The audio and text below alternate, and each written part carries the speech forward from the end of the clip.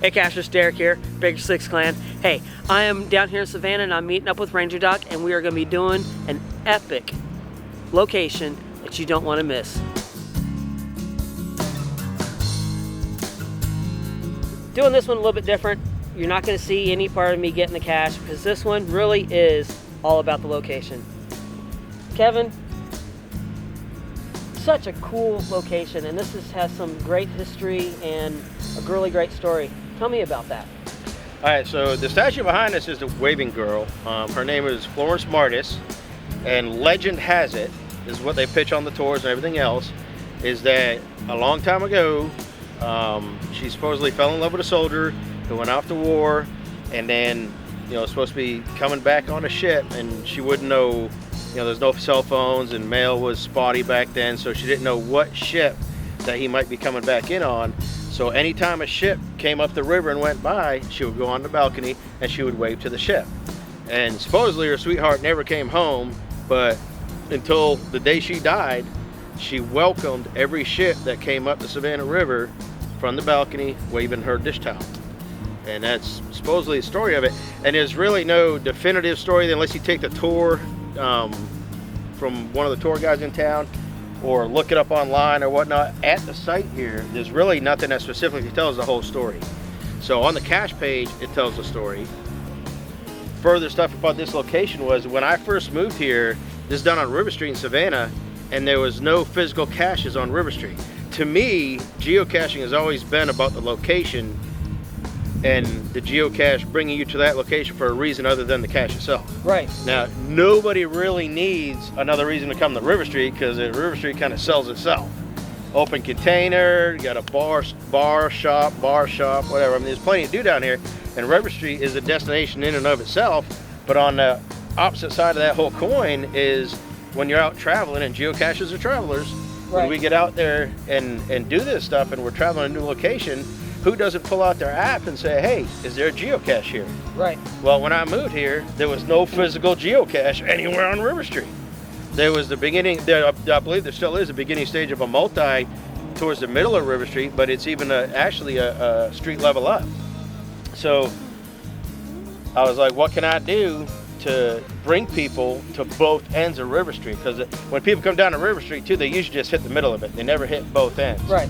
And up on the west end, I have a cache, and it's a great view of the bridge and a great view of the river, and almost anytime you're down there, you'll see a dolphin, but nobody ever goes that far. So I hit a cache on that end, and then I had to come up with an idea for this end, and I'm not a big fan of micros either. Yeah. If I had a cache, I want people, because that's what brought me into things, the whole treasure aspect. Right. But there's just some locations just don't provide a place or a spot to do that, and this being the historic district and the permissions and everything needed, that it's really tough to hide a physical container anywhere in the historic district. Right. So if I'm gonna hide a micro, I want it to be a really, really, really cool micro that people still get a ooh ah about it. Right. And once again, when people come down to the east end of River Street, they would usually stop about a block short of the Waving Girl, and there's a lot going on in this little park down here. We've got the Waving Girl herself, just the other side of her, on the west end of it, there's a yard arm that's a tribute to all armed forces. Right.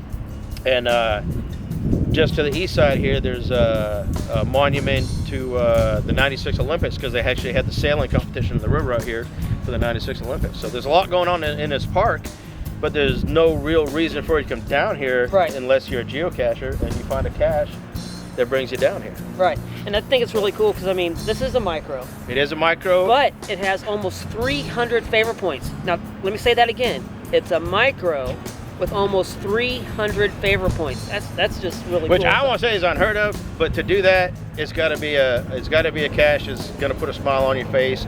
The location. Yep. And obviously this one gets a lot of traffic, which really helps as far as the favorite point ratio or whatever. But even that being said, you got LPCs where 1,000 people go through a day don't have even one favorite point. So right. Exactly. It just goes to show that if you do it right, and this one also has a DT, a really rare DT. I believe it's a 4.51. Yep. Which is, if you look at your grid, it's hard to come by, and that was also part of my thought process when putting this one together.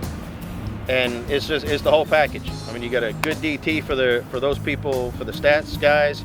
It's a great location for those that's their aspect of geocaching, and it's a really neat cache when you do find it. It's a micro, 4.5 micro that literally you can see the host with your hands in your pockets. You don't have to move anything. Nope. You don't have to touch anything. It's hidden in plain sight. And I'm not going to show it because I want you to come down and find it. It would spoil all the fun. And it would spoil. I'm not going to spoil this one. Not with something that has this many favorite points. You got to come down here and check it out. Kevin, once again, another great cache. I told you I had to come back down to Savannah and do some more of his caches, and that's what we're going to be doing for the next couple of weeks. So, once again, thank you so much. Glad I'm back down here. So, excellent, excellent. All right, so if this is the first time you've seen Behind the Cache, hey, click that subscribe button right over here. Give me a thumbs up. You know what? Leave me a comment. Tell me, what is the coolest micro that you ever found? And how many favorite points did it have? All right, I'll see you next time right here on Behind the Cache.